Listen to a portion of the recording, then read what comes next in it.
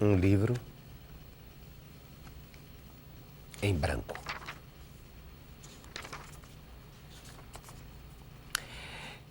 Hoje no diálogo nós vamos receber alguém que poderia ter escrito vários, inúmeros livros. Ele é poeta, ele é contista, ele é cronista, ele é um intelectual dos mais importantes do país. É uma figuraça responsável, é guru, eu sei que ele não gosta desse nome, mas entre aspas, é um inspirador, é o cabeça de toda uma geração de intelectuais e de artistas da cidade de Fortaleza. Eu vou conversar hoje com o homem que me trouxe um livro em branco.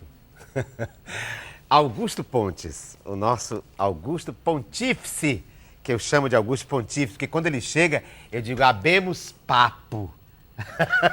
A gente tá na mesa, quando ele chega, opa, habemos papo. Ele é um pontífice, ele pontifica em tudo e em qualquer coisa. E ele trouxe hoje, entre os seus objetos, que vão pautar o programa de hoje, ele me trouxe um livro em branco. E eu quis começar com isso, porque eu acho que a gente podia começar essa provocação com ele, exatamente porque tem a ver com ele. Ele é um cara que deveria ser, alguém devia ser pago, um taquígrafo, devia ser pago pelo governo para tomar nota de tudo que ele fala, de tudo que ele diz e transformar em livro. Porque ele mesmo ele resiste em publicar tanto que ele escreve. E eu vou começar com Augusto falando disso, o sentido de trazer para pautar a nossa conversa um livro em branco e que relação isso tem com você, Augusto? Eu sou uma desorganização proposital.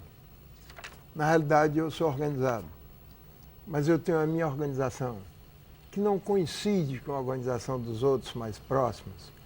E então aí se chama desorganização. O indivíduo desorganizado é aquele que não tem coincidência com a rotina dos demais. Eu então tenho esse costume de desorganização. Esse livro, ele representa várias coisas para mim. Primeiro é um afeto, a minha querida filha me deu, eu tenho 4 filhas, todas queridas, mas essa me deu isso na esperança que eu me organizasse, aí eu colocasse as coisas mais organizadamente. Achei que a melhor forma de ele continuar bem organizado era deixá-lo em branco. Em branco. Conselho que eu dou a vários escritores nossos. Atenção, eu gosto dos nossos escritores e muito, e de quase todos.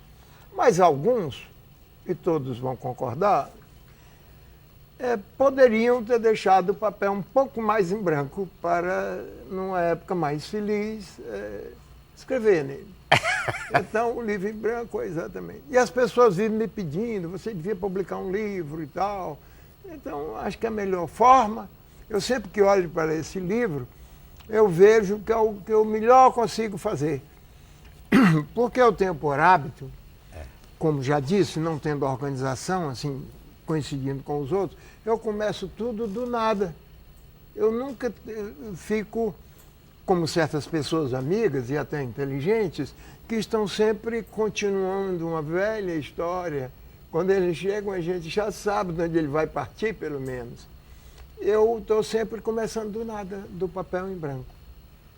E não Ele tem uma atitude de vida também.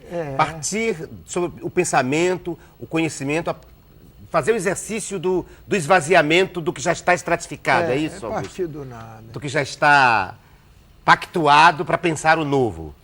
Igual como vão fazer agora os que foram eleitos. Têm o direito de, a partir de janeiro, começarem do nada. Os que foram eleitos têm um mandato. Embora os que foram reeleitos podem começar do nada.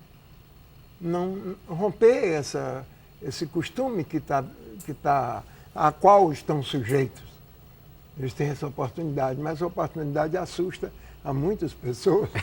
Augusto, sabe que no nosso programa o objeto que o convidado traz vai pautando o programa, vai sendo um trampolim para a gente começar a pensar sobre a vida, sobre as coisas. E eu estava pensando aqui nesse livro e no que você acabou de dizer. Nesse livro, essa encadernação sem nada. Porque isso é um objeto até de, sei lá, de Isso é uma intervenção, sei lá, um objeto performático, porque é um livro como nada.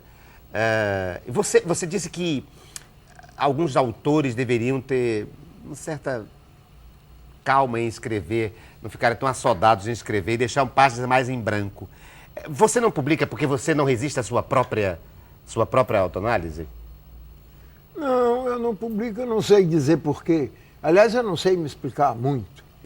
Não é porque eu vivo a partir do nada, e vivo o instante presente, tenho muita comodidade com isso, não tenho nenhum nome a zelar, nenhuma tradição a manter, então eu vou partindo do nada.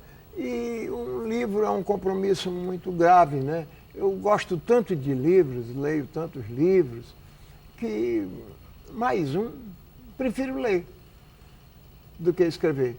Escrever é uma coisa... E também dizer, eu sou um oral, né? Meu reino é da oralidade. E da oportunidade também, quer dizer, da convivência, né? Na convivência, aí surge uma coisa. Como é que chama os franceses? Chama o diseur, né? Que eles chamam. Os franceses sempre na nossa frente. Dizem que é aquele cara espirituoso, que sabe dizer coisas. O Nelson Rodrigues dizia que o Otto Lara Rezende era um pouco assim também, né? Isso. Essa frase que eu disse aqui, de que deveria ser pago um taquígrafo para anotar tudo que o Augusto diz, é uma citação, eu agora estou dando os créditos, do Nelson Rodrigues em relação ao Otto. Porque ele dizia que o Otto era um cano furado, que saía jorrando pérolas, coisas lindas, mas que não canalizava para o livro. E eu acho que você também é assim, Augusto. Você diz coisas brilhantes, você é inteligentíssimo, diz coisas brilhantes que se perdem no cuspe e no vento. Mas isso quer dizer, se perdem, que eu digo, claro, nós trabalhamos em cima disso, mas se perde porque eu digo para o futuro. Isso eu devo às companhias. Eu tenho muito boas companhias, eu tive muita sorte. A partir dos meus pais, a minha família, os meus primeiros amigos, meus professores, meus amigos sempre são pessoas invejáveis, todo mundo gosta deles. Daí eu tenho uma crisezinha de ciúme com meus amigos, porque todo mundo gosta deles. Mas os amigos são uma coisa boa. Especialmente quando os amigos molham a palavra, para as palavras descerem mais. Molhar não com água, né? Não com essa água aqui, né, Augusto? Também. Essa é muito boa. Mas, não dá para fazer brinde, né? Preciso ter muito cuidado com essa água, fazer exames, porque às vezes ela não é muito pura. A outra já vem com todos os cuidados, engarrafada. Não precisa. É verdade. Augusto, eu disse que você perguntei, insinuei aqui, perguntando assim se você não publicava porque você tinha uma autocrítica muito acirrada. Eu digo isso porque você é um crítico afetuoso, às vezes um crítico ferino, terrível, danado, mas a gente associa você a uma visão crítica do mundo, do outro, de si mesmo. Acho que é uma palavra que se aplica a você, um homem que sabe, que tem um olhar agudo, crítico e originalíssimo sobre as coisas, sobre a vida. Mas isso também pode ser destinado ao meio oral. A oralidade é esplêndida, não é? Muita gente também passou pela vida e ficou na história registrado por aparadores, não é? É verdade, inclusive filósofos, né? Muitos filósofos. Inclusive filósofos. Sócrates. Sócrates, por exemplo. Diz que não, né? Tem essa coisa, ninguém pode desmentir, né? Que já está na história dito isso, mas diz que Sócrates não escrevia, né? Era sempre um... E a maioria desses sábios, eles eram...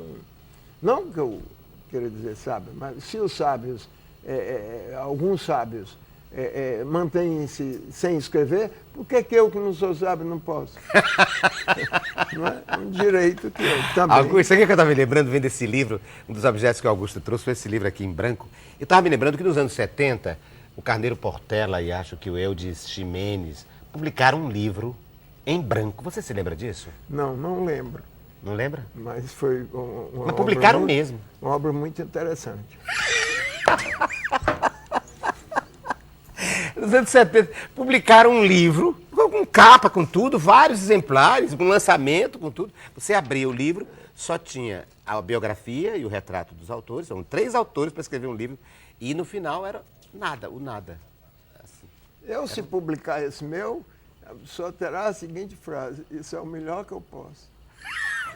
É o melhor que eu posso fazer. Porque um ato é performático, quer dizer, o cara projeta a poesia ali, né? Era um livro de poesia. Mas eles são muito inteligentes e críticos. Essa foi uma boa, não sabia que tinha feito. Tinha. Acho que chama-se Mistério Trindático, acho que é o nome. Mistério Trindático, era uma coisa assim. Era um livro que só tinha isso, a capa, o prefácio, a biografia dos autores e o resto era páginas em branco. E houve lançamento, houve tudo. Deviam ter deixado em branco isso também. O título, né? Outra coisa linda com o branco, eu estou me lembrando também da exposição do Mino. Você lembra que o Mino fez uma exposição onde você tinha os quadros em branco e durante a exposição ele ia fazendo os quadros. Ah, sim. Que é linda também, né? Também. Que é linda também. Aquele francês fez isso lá no Museu de Arte Moderna no Rio, né? Mathieu, né? O Mati Tem um quadro imenso dele lá que ele fazia. fez na hora. Mas era meio teatral, ele dava umas corridinhas e vinha. Augusto, Augusto trouxe outras coisas além do livro em branco, mas é porque eu estou fascinado com essa ideia do livro em branco. É bonito. Eu queria que você contasse, Augusto, antes de você, eu sei que você conta tanta história, eu quero dar uma prova de que algumas histórias do Augusto deveriam ser publicadas. Eu queria que ele desse a prova aqui, que ele desse aqui o exemplo. Por exemplo, me conte 2 histórias que você inventa. Ele inventa histórias, ele vai dizer que é verdade. Enfim, é um contador de história maravilhoso. Eu queria que ele... Eu estou com medo de o programa passar e não dá tempo dele mostrar isso. Uma história, vai lá. Um tempo aí na juventude, né? Eu estou dentro daquele dito que quem não foi comunista até os 30 anos não tem coração. E quem continuou depois dos 30 não tem juízo. Como estou dentro dessa classificação, me impressionaram muito esses líderes, né? Lenin, Stalin, Marx, Engels. Tinha um dos nomes mais difíceis, né? Mas lemos eles todos, né? A juventude, naquele tempo, era obrigatório ler isso e também outros, né? Sartre, as outras filosofias, mas essa era obrigatória. Então comecei a descobrir um modo de guardar isso com algumas brincadeiras. Aí muitas histórias de Lenin, né? As pessoas sempre, às vezes, me pedem, tem outra de Lenin? Não, tem uma. Tem uma história que eu conto, que o pessoal gosta, é que o Lenin veio ao Ceará convidado para assistir o eclipse aqui, que é em Sobral, que era onde seria possível comprovar a curvatura da luz, né? A luz... Garçom, mais uma. Aí seria possível. Então, foi de van, daqui para Sobral. Sei. De Então, Kombi, né? De Kombi.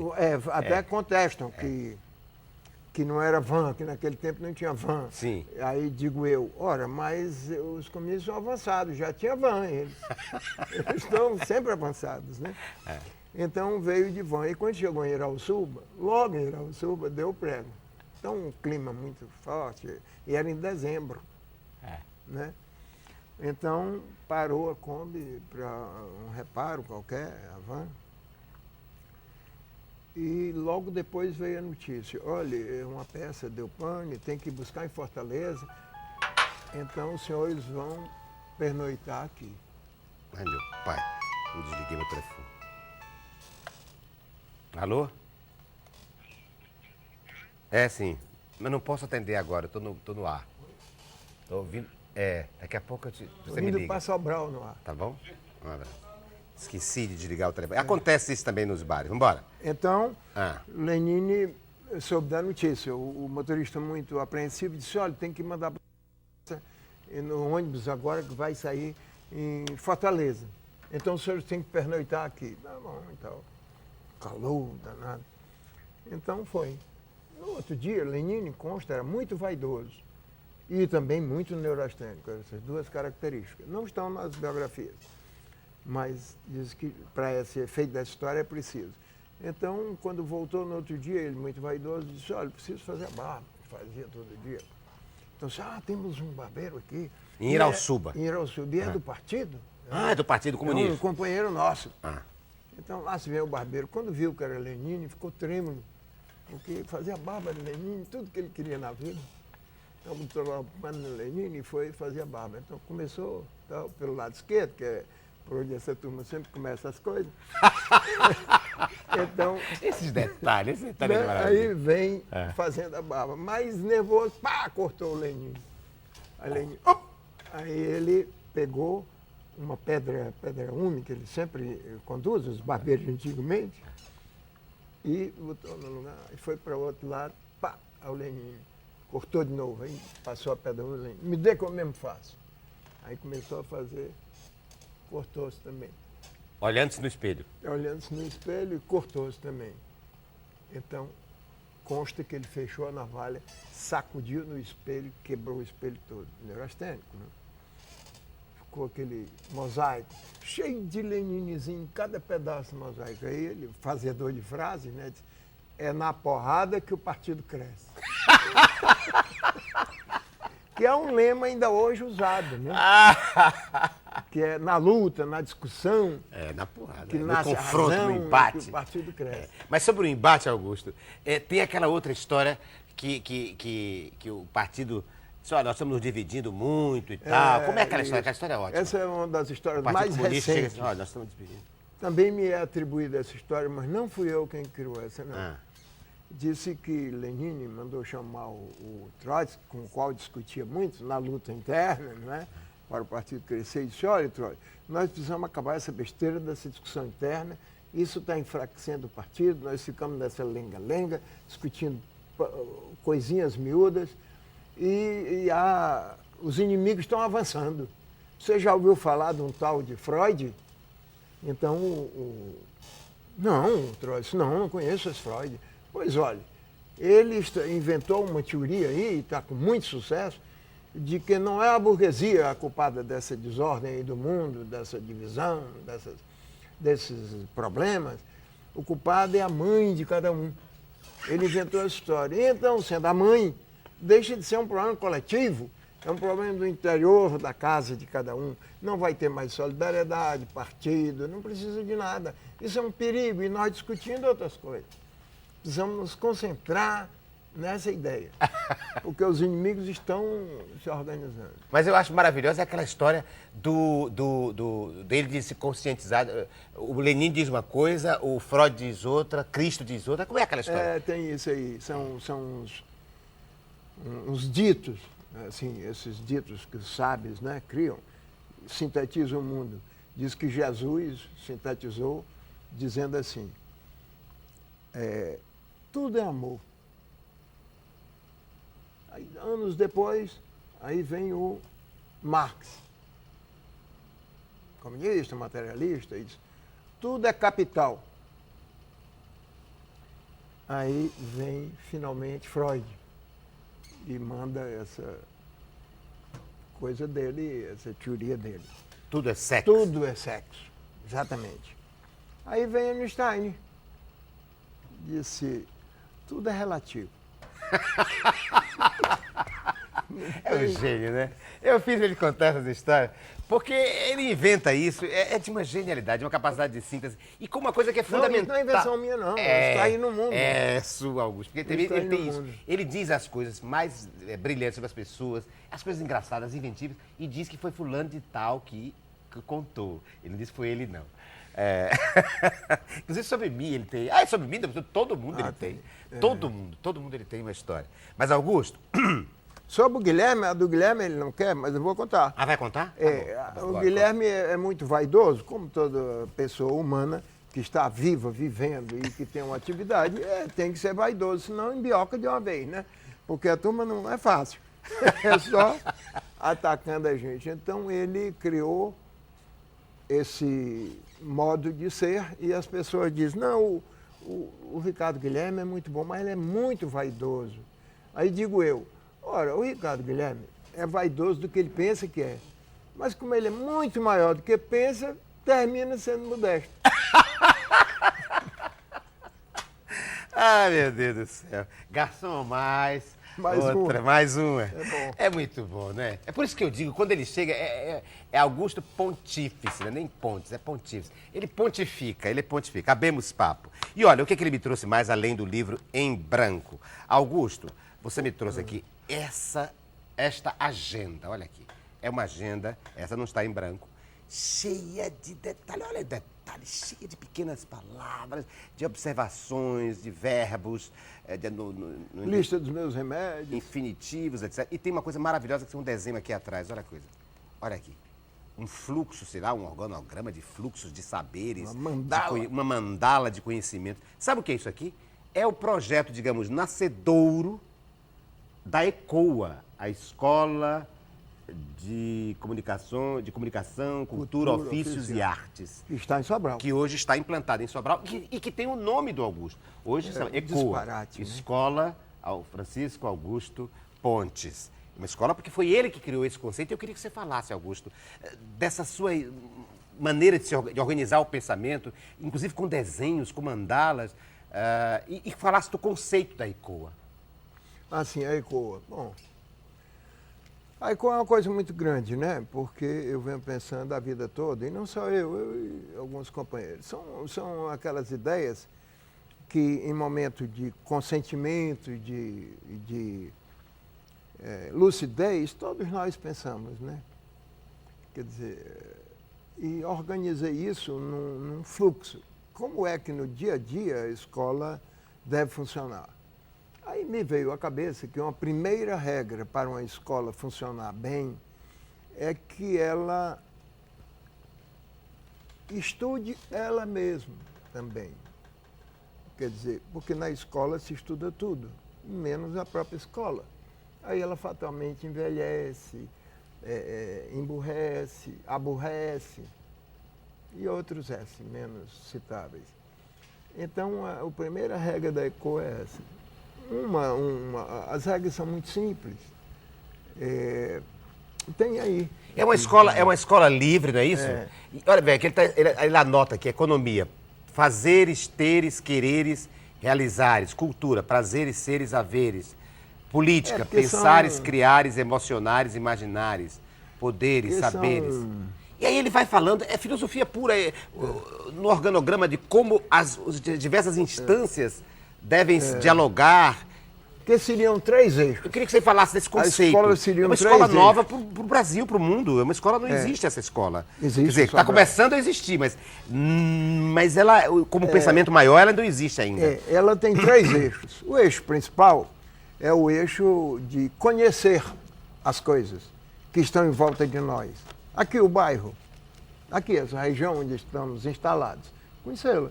Se viemos aqui todos os dias, se viremos aqui todos os dias, então a gente tem que conhecer isso. Vamos dizer Fortaleza, é bom conhecer Fortaleza.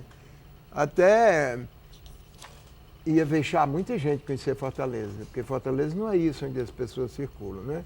É uma coisa muito maior e ruim de olhar, de ver, porque é muito difícil a vida lá nos arredores.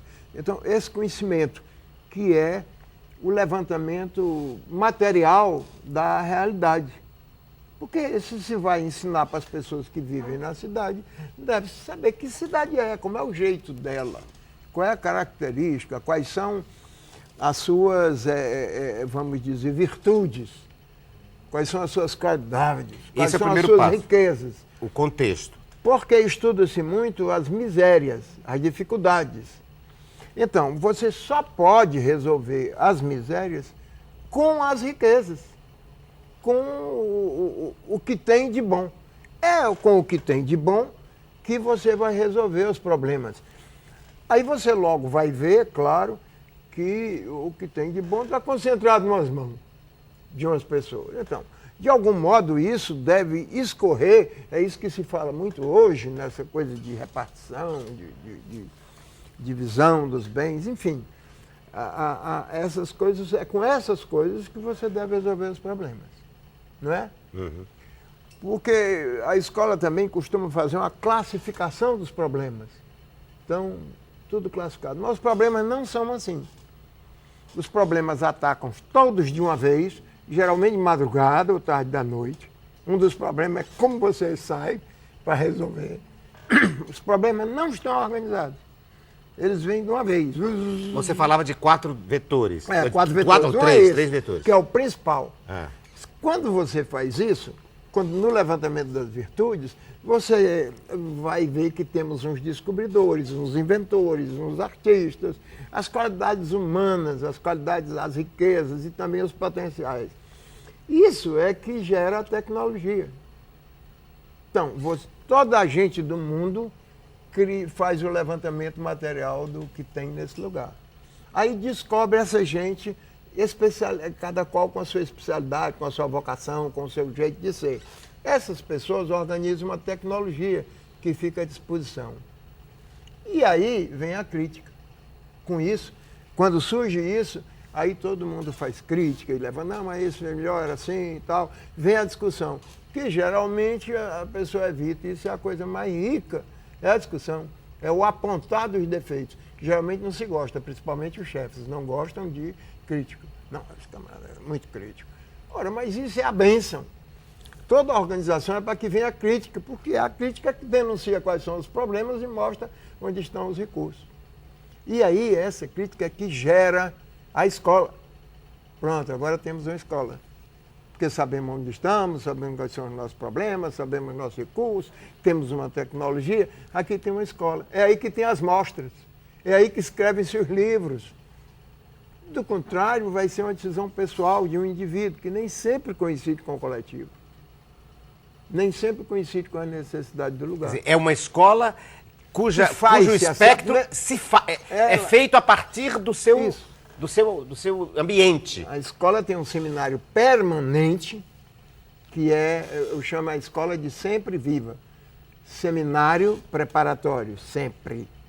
Viva, vivência nas varandas. Todo professor dessa escola deve ter como ideal que aquilo que ele diga na sala, os alunos, quando saem, vão discutindo aquilo, já vão conversando. Mas, enfim, não é isso que se vê nas escolas.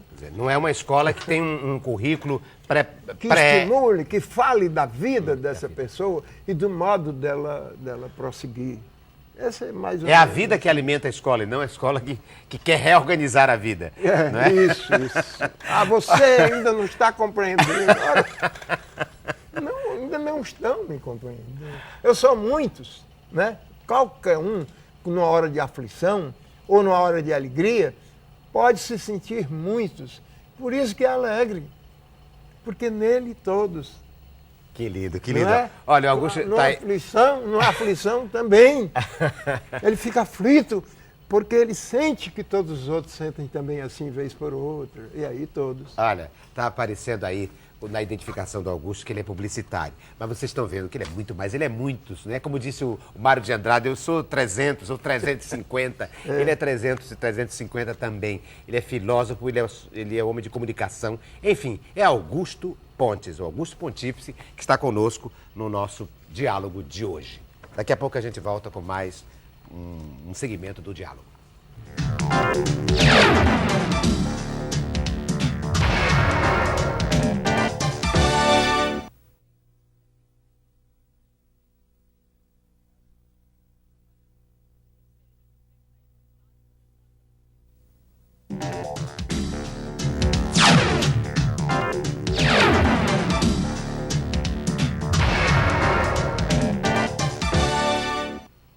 No diálogo de hoje, uma conversa com alguém que se considera, assim, um livro em branco, um livro que pode ser feito, que parte sempre do nada, porque o pensamento criativo é uma reflexão sobre o que já foi, mas esquece, vamos para frente, não é? A partir dali, vamos construir o novo. Eu estou falando de Augusto Pontes, com Augusto Pontes, o meu Habemos Papo, o Augusto Pontífice. E além desse livro em branco e além da sua agenda sobre essa escola, que é um conceito extraordinário, revolucionário para a educação, para a cultura, e que é um orgulho para nós, porque está sendo feita no Ceará e a partir de Sobral, a ECO, a Escola de Comunicação, Cultura, Ofícios e Artes. Além disso, ele nos trouxe algumas outras coisas para pontuar aqui. Olha o que ele nos trouxe. Nos trouxe Loteria da Caixa. Diz o Milor Fernandes que quem fala de cultura é rico. Gente pobre tem que falar de dinheiro, do cachê que vai receber. Então, Augusto, que é esse filósofo maravilhoso, filósofo da cultura, uma das figuras mais raras do Brasil, me traz o que, Augusto? Você fez uma fezinha, Augusto, é isso? É cor da esperança. Verde. É o verde. Cor da esperança. Um dos três vai dar, não é possível. 100 mil reais. 100 mil reais. Pra que você quer dinheiro, Augusto Pontes? Ora, para que eu quero dinheiro? Para dar aos outros, eu tenho muita dívida. Muitas dívidas. Dinheiro em mim não para. Mamãe dizia. Mas você, menino... como é que você vive, Augusto? Você não tem emprego fixo, ou não mais, né? tem. Não, atualmente... Você já foi professor da universidade, já foi tenho do banco, já foi no... Você deixou eu não hoje? tinha, né? É. Mas atualmente E hoje eu sou assessor da Secretaria do Centro da Prefeitura. Sim, da regional. É. Ah. Acho que é porque eu andava muito na Praça Ferreira, então o Paulo de Tarso, secretário, me convidou para... Não, Porque eu conhecia o pensa. centro. Não, conhecia mesmo, né? Aí estou lá, sou assessor com muito prazer e gosto. Sabe de que eu estou me lembrando? Pegando isso aqui, dinheiro, futuro dinheiro do Augusto, eu estou me lembrando de amanhã, se eu der o carneiro, O bilhete é do Carneiro.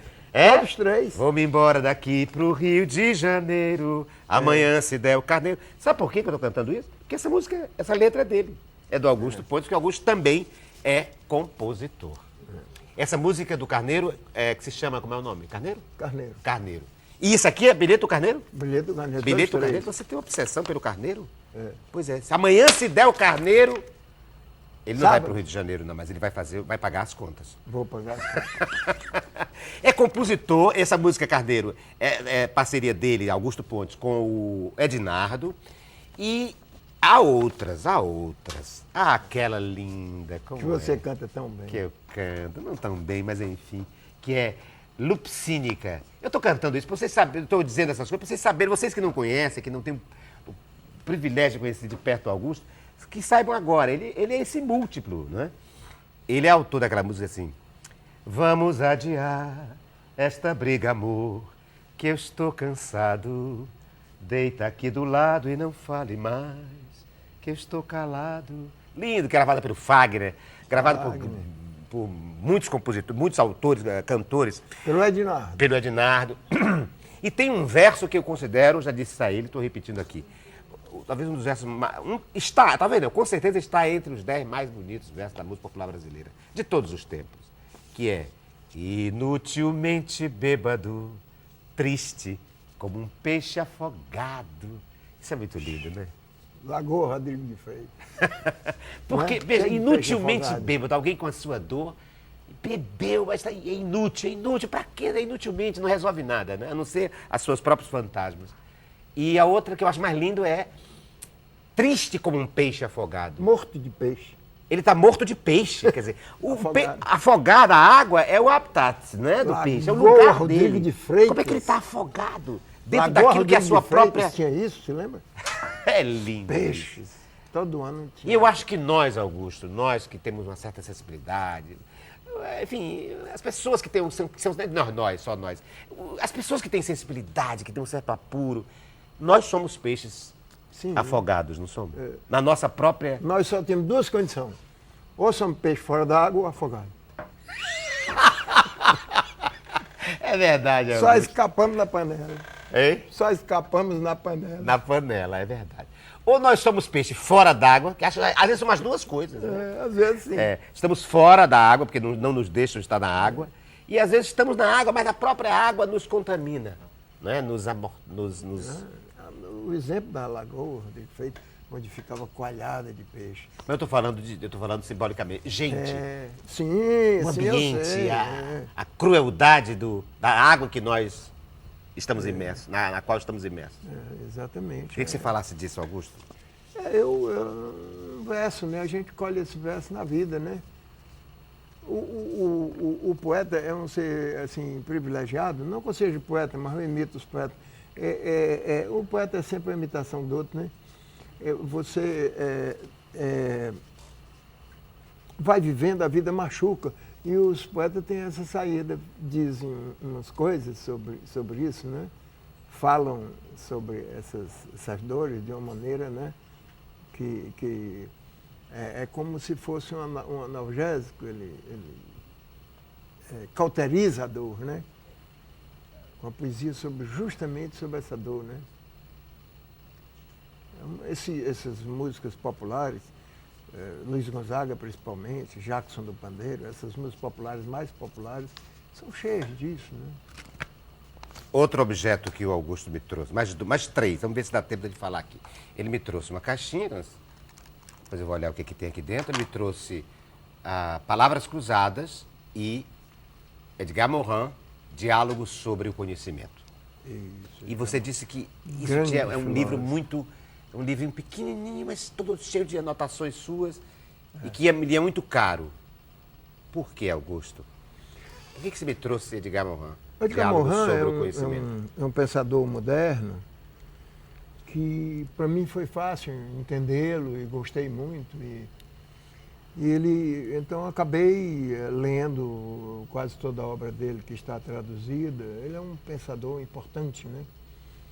Juntamente com esses outros aí, Fritz J. Capra e o George Steiner, que é sobre essa coisa da confusão do pensamento, que as coisas hoje querem dizer ela e o contrário. Você diz uma coisa que, ao mesmo tempo, é uma afirmação e é o contrário, tem o reverso, né?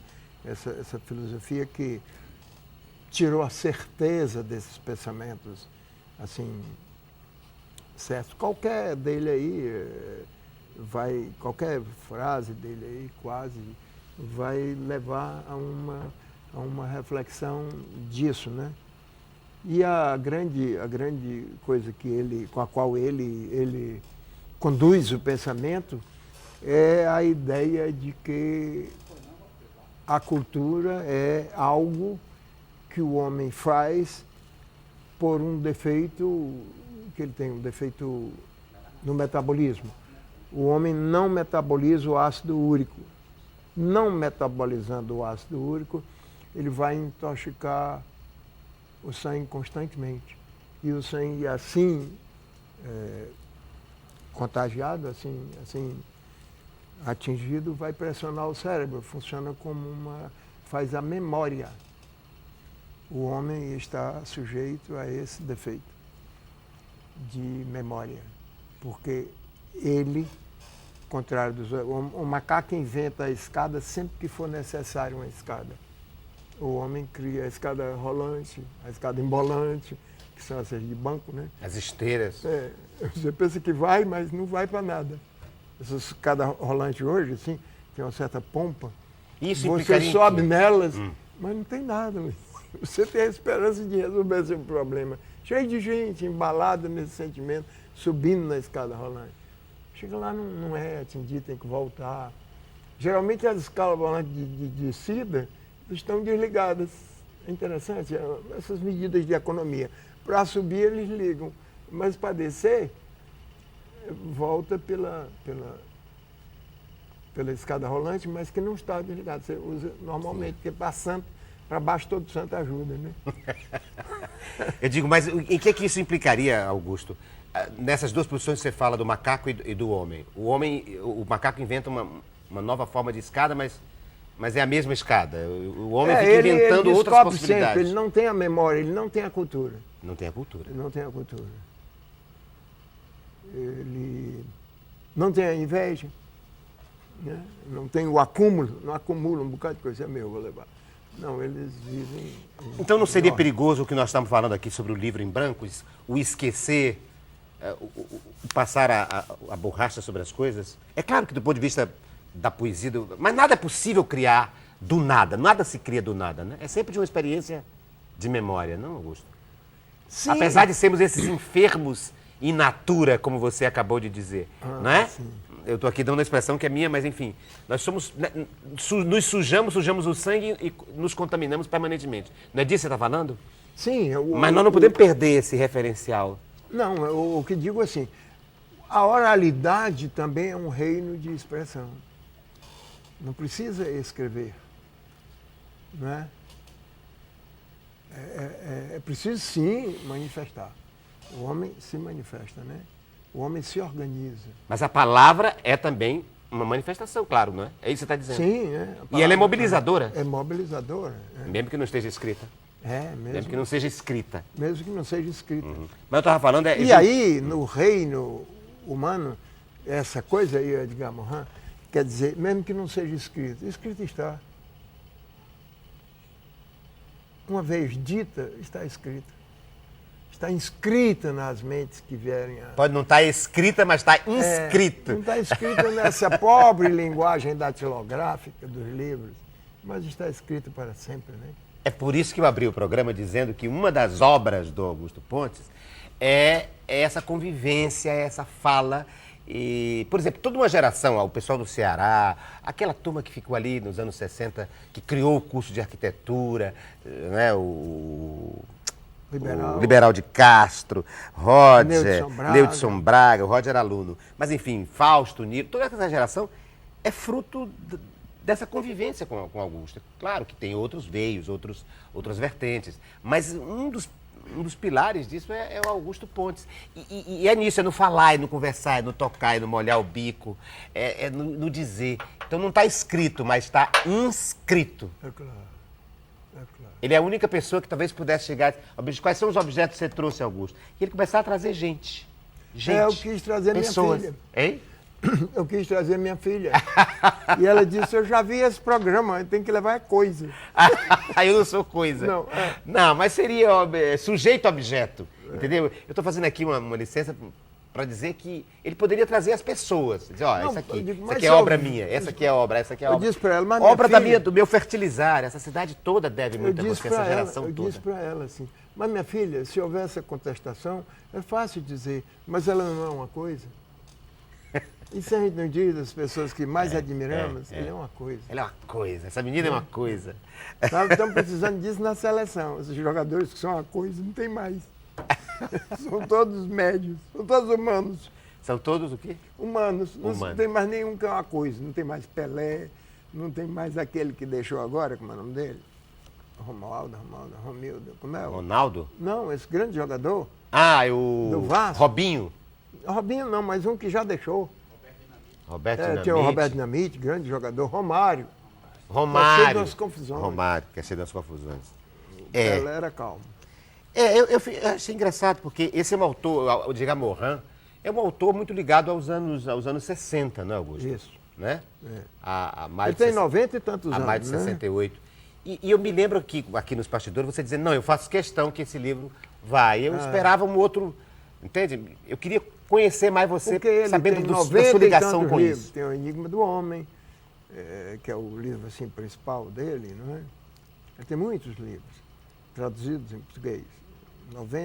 Eu tenho 95 livros dele traduzidos em português. 95 livros, do Edgar Morin. Eu citei numa peça minha, e um dia fui ver a peça montada em Brasília, e a atriz citava Edgar Morin. Edgar Morin. Edgar Morin. Porque não é Morin, não. Mas todo mundo diz Morin. Ele é Edgar Morin mesmo. É Morin, né? Tem uma filha dele que morou aqui, foi professor da universidade.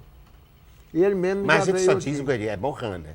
Hein? Edgar Morin, que a gente sabe. O mundo quer Morin. O mundo quer Morin. Está escrito Morin. Mas o mundo quer Morin. E para poder ser filósofo, Augusto, você sempre repete isso, eu queria que você explicasse isso aqui. Como é que o sujeito pode ser filósofo ou querer estudar filosofia se ele não for bom aluno de português? Ou da língua na qual ele está estudando? Exatamente. Né? De português, da língua que ele está lendo. Eu gostaria de ter trazido mais livros e um dicionário, porque haveria de explicar assim, mas sem esse aqui eu não entendo os outros, né? Que é o dicionáriozinho do Wise. Sem o dicionário do Wise eu não chego nos outros, né? Mas o Edgar Morin, eu dei uma explicação, mas o Diataí não gostou, o professor Diataí. Porque eu disse, é compreensível que a gente não queira chamar de Morim, porque ele é tão querido, e aqui Morim é fazenda ruim. Não, né? Morim é o Morim. É o Morim a fazenda ruim. Aí eu também não quero. Aqui quer ser seda, né? Augusto, mas a filosofia não é o campo da palavra, não é o campo da investigação profundo da palavra? Como é que você pode ser mau aluno De português. língua? Ah, tem vários. E ter estudar A universidade, durante filosofia. muito tempo, isso foi uma prática, acho que ainda é, as pessoas que não se dão bem, assim, nos estudos, como se diz, fazem filosofia, né? Ou história. Tinha isso, não é um absurdo? Eu vou então, para dar uma ideia do que o sentido de trazer aqui o livro, do pensamento do Edgar Morin, ou Morin, aqui diz aqui, olha aqui. Na verdade, nosso ser é constituído de 3 partes em uma só. Membro de uma sociedade, membro de uma espécie e indivíduo. No modo de ver, conhecer a nossa natureza é essencial. E isso passa necessariamente pelo ensino da incerteza. Isso. Que eu estava dizendo que ele é o principal. É o principal. Essa coisa da certeza é horrível, né? Certeza é horrível. O Nelson Rodrigues dizia, quando eu vejo alguém com muita certeza, eu digo, você só tem certeza, você não tem dúvidas? Providencia algumas, não é? A dúvida é que é como é que chama? O dínamo, como é que chama? O propulsor, né? O combustível, para você compreender alguma coisa, tentar compreender, ou ir compreendendo sempre no gerúndio, não é? Mas os pais e os professores, alguns professores, agora não temos bons professores, mas os pais acalmam os filhos com a seguinte coisa, o filho diz, papai, eu estou com uma dúvida, estou com uma ideia, assim, tenho uma dúvida, e o pai logo diz, isso passa. Isso passa. Quer dizer, não estimula o sujeito aí na dúvida, né? Nem na incerteza, isso passa. Tem aquela história do sujeito que fica pensando, né? Muito pensando. Papai, eu fui hoje, quando estava ali na esquina da Praça Ferreira, você uma hora dessa em casa? Pois é, papai. Eu voltei porque me veio na cabeça uma ideia, aí eu fui acompanhar, a ideia mudou no outro. Eu acompanhei, mudou no outro, ficou assim um tempo, eu vim para casa. Aí ele disse assim, olha, você está tendo ideias, você tenha cuidado. Com ideias não se ganha dinheiro. Aí deu o exemplo de 2 pessoas ilustres que eram muito ilustres, mas que não ganhavam dinheiro. Uma delas até um companheiro de rádio e televisão, né? Veja o companheiro João Ramos.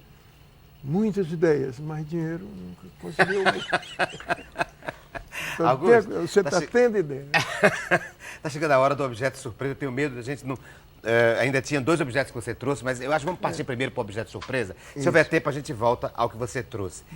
Olha aqui o que ele me trouxe, olha aqui. Uma caixinha com os remedinhos que ele toma, o Augusto Pontífice. E nos trouxe também palavra cruzada, porque deve ser um fazedor de palavra cruzada.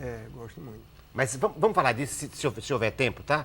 Porque eu tenho medo de a gente tomar todo o tempo. Gosto também desse exercíciozinho que tem aí, mas o nome é meio esquisito. Qual Os é? japoneses não respeitam as... Quebra-cuca? Não. Não. Qual Sodoku, né? É? Isso é um nome horrível para botar aqui no Ceará, né? Sodoku. É. É horrível isso aqui no Ceará. Você agora está nessa? Eles dizem quando abrem. Augusto, mas eu tenho medo que a gente não tenha tempo de falar sobre palavras cruzadas e sobre os remedinhos pontuais que você toma. Queria que viéssemos ao objeto surpresa. Primeiro o meu? Se for, vamos ver o primeiro. Bom, sim. Eu sou chegado à surpresa recente. Como eu lhe disse, eu não tenho tradições nem coisa, né? Então, eu tenho aqui umas surpresas recentes. Aqui. Olha! Você está na foto. Você está na foto. A mais recente foto que nós fizemos juntos. Olha aqui. Então, Ricardo Guilherme está aqui o Newton Padilha, Augusto Pontes, Flávio Torres, o Pardal, Manuel Maia e o Fernando. O pessoal lá do nosso querido Guilherme Neto, que já foi diretor aqui. Da casa, é verdade. Uma foto recente do nosso encontro, do nosso bate-papo. Lindo, lindo, lindo, Augusto. Sabe o que eu trouxe para você? Deixa eu ver mais. Tem mais? Não. Tem outra? Aqui eu apareço só essas aí. Só essas. E nós juntos aqui. Eu tenho essa honra de ser amigo do Augusto Pontes, de poder privar dessa dessa água que jorra Eu disse diariamente primeiro. quando a gente se encontra. E eu trouxe um objeto surpresa para ele, olha.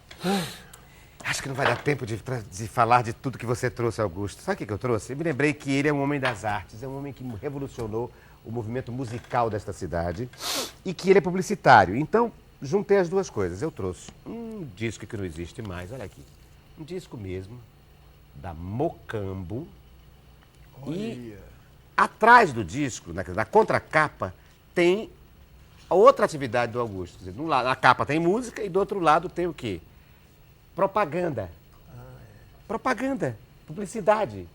Eu lhe trouxe um compacto da Ilha Maria, Olha, rapaz. Gravado pela grande Mocambo. Ilha Maria. Mas trouxe por causa da ilha e queria que você falasse disso. Esse momento em que você entrou na música, entende? De uma geração que era da ilha e que você instaurou um outro... Você e todos aqueles formados por você ou seus companheiros criaram um novo código de música, que é o pessoal do Ceará, em contraposição, digamos, ao que a ilha mais classicamente representou, e o fato de uma mídia de publicidade existir numa contracapa. É isso que eu queria que você falasse. Foi por isso que eu trouxe. Olha só, e eu como Você fico. tem Ai, quer que eu uns chore? 4 minutos para falar. É assim, eu sou um frequentador de auditório de rádio, né? Minha vida se deu nisso. E também esses parques de diversões, quermesses, eu frequentei eles todos. E a Ilha Maria era uma pessoa, era e é muito importante nessa coisa do canto popular, não é?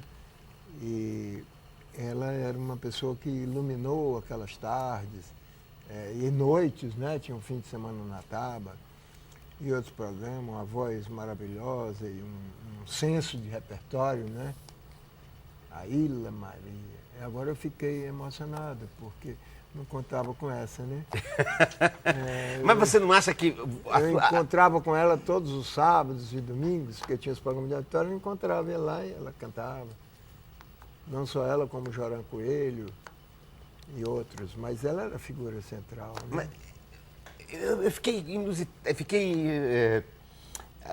tentado a trazer a Ilha por causa disso, porque era a Ilha, que era um ícone, já naquela época, quando surgiu o pessoal do Ceará, a tua geração, com o Ednardo, com o Roger, com todo mundo, dúvida. E por o fato de, na contracapa, ser fogões e bujões produzidos pela Esmaltec, quer dizer, publicidade, que é o campo do Augusto. Que loucura exatamente. isso, e empresas existentes, ainda hoje tem Ainda elas. hoje. É interessante isso, né? Numa terra em que as empresas desaparecem, essas duas. Quer dizer que fazer publicidade, propaganda é interessante. Veja aí, essa empresa fez publicidade e prosseguiu. E deve ser financiada a gravação, é uma gravação da Mocambo, né? Da Mocambo. Lá em Recife. Fogões e botijões produzidos. Onde ela grava Fox, Bolero e Rock Balada. A Ilha. Ainda hoje os mesmos botijões. Os mesmos botijões. Já os fogões evoluíram. Augusto, se você pudesse comparar, qual foi assim em que vocês renovaram em relação à geração da Ilha? Olha, assim, o que nós renovamos... Não, a Ilha faz parte dessa geração renovadora. Justiça... Sim, digo, mas chegou a outra, né? Roger, Belchior... Roger, Belchior, Ednardo, Tete, Amelinha. Essa geração renovou, como sempre diz, né? Eu tenho uma frase da ECOA, um princípio da ECOA, que passado, presente e futuro. É a conjugação da ECOA. Que coisa linda. Não é presente, não. É passado, presente e futuro. Passado, presente, futuro. Então, essa frase diz bem o que pensávamos. Esse avanço foi voltando atrás. Quer dizer, o que nós fizemos? Voltando às velhas canções brasileiras e nos inspiramos. Tanto que Manhãs do Carneiro vou para o Rio de Janeiro, que as coisas vêm de lá, eu mesmo vou buscar. Não tinha essa ideia assim, direta de dizer as coisas diretamente, mas alusões, né? Alusões e ilusões. Mas o sentido principal foi esse, voltamos atrás. Deixa eu terminar. Orlando Silva, Silvio Caldas, João Peta de Barros. Mário Reis. É revisitar esse tom, mas com outro... Revisitar esse universo com a outra... Por isso que João Gilberto não nos causou muita surpresa, embora gostássemos muito. Mas ele já tinha outros, né? Augusto, tem uma caneta aí, não? Sim, tem. Uma caneta para eu terminar o programa com essa frase que é... Eu não me lembrava. E tem que anotar. A Mônica Barroso é que anda, é o taquígrafo do Augusto. Onde ela está, se ele estiver ali por perto, ela fica anotando as coisas que ele diz. Ela deve ter anotado isso. Que frase linda. Deixa eu anotar aqui. Está o anotado passado... em muitas partes. Não, mas eu quero botar aqui. Não, você bota aí eu vou levar para casa isso. Não, eu sei, é só para mostrar ao público. Sim. Como é a frase, Augusto? Passado, presente, futuro. Passado, anota aqui, passado. Presente. Presente, porque é bom de se ver. Presente, Presente com dois S, claro. Não é presente. Futuro, É, claro. E presente. porque o presente não existe. Futuro. É exatamente uma referência ao presente. Por O isso são presente dois não S. existe, né? Ó, Ou é passado, o presente, agora isso que eu estou dizendo, passou. Já passou. Ou o que eu vou dizer, ainda vem. Ainda vem. Quer dizer, não tem E o que já presente. veio. Não Que tem já o- veio, que já foi. Não É. tem o presente. Passado. O presente é um pressentimento. Passado, presente, futuro. Passado, presente, futuro. Acho que só alguém... É uma humildadezinha. Se alguém né? dissesse só isso, já estaria na história. Mas eu queria terminar, já que o tempo está dizendo que já esgotou, queria agradecer a presença do Augusto, dizendo, citando esse outro poema dele, que também foi feito assim na mesa e que não está publicado. Tempo... Não, é assim. Peraí, era assim. Eu assim. lhe ajudo, eu tenho aqui Não, tomado peraí. nota. Tem aí? Tem. Tem aí, mas não dá mais tempo, Augusto. Tempo... Tem pó. Tem pó. Ponto. O pó tem Pó tem tempo. Tempo. Olha que coisa linda. Eu sei que está mal feito, porque é dentro de uma... É como se fosse uma... É uma ampulheta. Uma ampulheta do tempo. Mas o sentido é que é importante. Tempo tem pó. Pó tem tempo. Tempo. Isso. E acabou-se o tempo. Acabou-se o nosso tempo. Virou passado, Augusto. Oh, é bom. Obrigado pela sua presença linda, Pressentimento. iluminadora. Sorte e coragem. Nas nossas... Vai dar certo, como ele sempre diz. Vai dar certo. Sorte e coragem. Até... Olha, é raro a gente ter um filósofo, um poeta. E nós temos. É o nosso Augusto Pontes, o nosso Augusto Pontífice. Na próxima semana, a gente volta com mais um Diálogo.